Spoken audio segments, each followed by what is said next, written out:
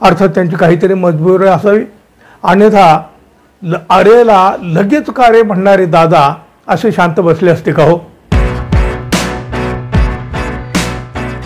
मित्र हो, नमस्कार. जशा जशा विधानसभेच्या निवडणुका जवळ येत आहेत ना, तशा महायुतीतला अंतर्गत जागा वाटपाचा तिढा वाढत चाललेला आहे आणि तो काही सहजासहजी सुटताना दिसत नाही. अहो, सर्वात मोठा डोकेदुखीचा मुद्दा ठरलाय तो भाजपाच्या जागावर असलेले अजित पवारांच्या राष्ट्रवादीचे आमदार. अजितदादांच्या 20 आमदारांच्या विरोधात गेल्यावेळी पराभूत झालेले भारतीय जनता पक्षाचे उमेदवार यंदा निवडणूक लढवण्यासाठी इच्छुक आहेत, नव्हे सज्ज झालेले आहेत आणि त्यातूनच हा खरा तिढा वाढलेला आहे. या इच्छुकांना तिकीट जर दिलं नाही तर ती बंडखोरीची तयारी करू लागलेले आहेत, असे साधारण चित्र दिसू लागलं आहे. त्यामुळे भारतीय जनता पक्षासमोर एका बाजूला जागा वाटपाचं टेन्शन आहे, तर दुसऱ्या बाजूला नाराजांचं मन वळवण्याचं एक मोठं आव्हान आहे. अहो, एकतर पक्ष फोडून नेते पळवून महायुतीत नेत्यांची अमाप गर्दी केली आणि आता सगळ्यांनाच आमदार व्हायचं आहे. त्यामुळं आगामी काळात बरंच काही घडण्याची शक्यता आहे. अजित पवार यांचा पक्ष आणि शिंदे सेनेत तर अजिबात सख्य नाही. वारंवार दिसतं ते. भाजपात देखील अजित पवार यांच्याबाबत बरंचसं काही बोललं जातं, पण शिंदे सेनेचे नेते मंत्री वाटेल तसं तोंड सुख अजित पवार यांच्यावर घेत असत. शिंदे सेनेतले नेते अजित पवार यांचा सातत्यानं अपमान करीत आहेत.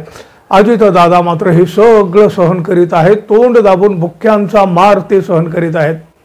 अर्थात त्यांची काहीतरी मजबुरी असावी, अन्यथा अरेला लगेच का रे म्हणणारे दादा असे शांत बसले असते का हो? नेते महायुतीतून बाहेर जाऊ नयेत म्हणून मैत्रीपूर्ण लढतीचा एक प्रस्ताव भाजपनं पुढे आणलाय बघा. म्हणजे जवळपास 25 मतदारसंघामध्ये महायुतीतलेच उमेदवार एकमेकांच्या विरोधात निवडणूक लढवणार. अर्थात हा प्रस्ताव अजित पवार यांनी अमान्य केलेला आहे, पण जवळपास 20 जागावर निर्माण झालेला हा तिढा सुटण्याचा काहीही मार्ग सध्या तरी समोर दिसत नाही. उलट इथले वाद उफाळून येऊ लागले आहेत. जवळपास 20 मतदारसंघ असे आहेत की त्यामध्ये मोठा वाद होऊ लागला आहे. राष्ट्रवादीच्या नेमक्या कोणत्या जागावरून हा वाद उफाळून येण्याची शक्यता आहे किंवा येऊ लागला आहे ते आपण पाहूया. इंदापूरच्या जागेबाबतचा वाद तर तसा आधीच सुरू झालेला आहे. गेले 1-2 महिन्यापासून याची महाराष्ट्रभर याची चर्चा चालू आहे. भारतीय जनता पक्षाचे नेते असलेले हर्षवर्धन पाटील आणि अजित पवार यांचे आमदार, विद्यमान आमदार दत्तात्रय भरणे यांच्यात जोरदार रस्सीखेच सुरू आहे. माजी मंत्री असलेले हर्षवर्धन पाटील हे तुतारी वाजवणार असल्याच्या जोरदार हालचालीही सुरू झालेल्या आहेत गेल्या काही दिवसापासून. तिकडे पुण्याच्या वडगाव शेरी इथल्या वाद देखील अशाच प्रकारे चव्हाट्यावर आलेला आहे. अजित पवार यांचे आमदार सुनील टिंगरे आणि भाजपचे इच्छुक जगदीश मुळीक यांच्यात जोराचा संघर्ष सुरू झालेला आहे.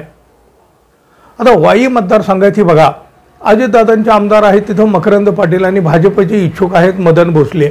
या दोघात देखील आता विधानसभेवरून युद्ध सुरू झालेलं आहे.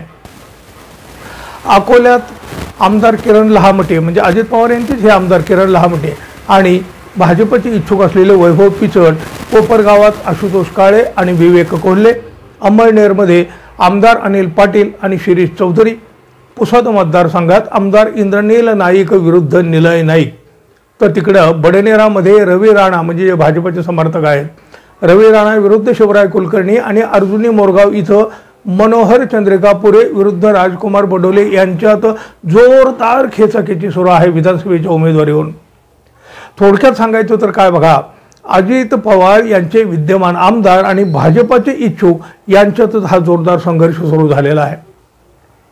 आता वाद सुरू असताना तिकडे शिंदे गटानं थेट 107 जागांवर दावा केल्याची माहिती आलेली आहे. मुख्यमंत्री आपल्या पक्षाचा असल्यामुळं आणि लोकसभेत भाजपपेक्षा चांगलं यश मिळवल्यामुळं भाजपापेक्षा जास्त जागा शिंदे गटानं मागितलेल्या आहेत.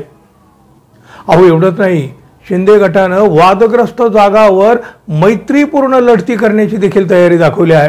अर्थात अजित पवारांच्या राष्ट्रवादीनं मात्र हा प्रस्ताव फेटाळून लावलेला आहे. राष्ट्रवादीच्या सोबत 20 जागावर भाजपाचा तिढा सुरू असताना अनेक ठिकाणी शिंदे गटाचे आमदार आहेत. तिथेच अजितदादांच्या राष्ट्रवादीचेही इच्छुक उमेदवार आहेत. त्यामुळं हे त्रांगडं अशा पद्धतीने निर्माण झालं. आता हे त्रांगडं भारतीय जनता पक्ष कसं सोडवणार हा तिढा सोडवताना आपल्याच पक्षातल्या नाराजांना कसं रोखून धरणार, अशा अनेक प्रश्नामुळे महायुतीत सर्वाधिक डोकेदुखी वाढत आहे ती भारतीय जनता पक्षाची। त्यामुळं महायुती एकसंधपणे निवडणुकीला सामोरं जाणार की मैत्रीपूर्ण लढतीची रणनीती आखणार याबाबत उत्सुकता आहे। सध्या मात्र या 20 जागांचा तिढा महायुतीसाठी पीडा ठरू लागलेला आहे। अजितदादा ही त्यांची देखील आता मोठी कोंडी होताना दिसत आहे।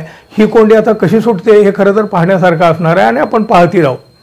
तोपर्यंत मित्रांनो, आपण अजून आपल्या चॅनलला सबस्क्राईब केले नसेल किंवा आपण आपल्या चॅनलवर नवीन असाल तर कृपया सबस्क्राईब करावं ही अपेक्षा आहे।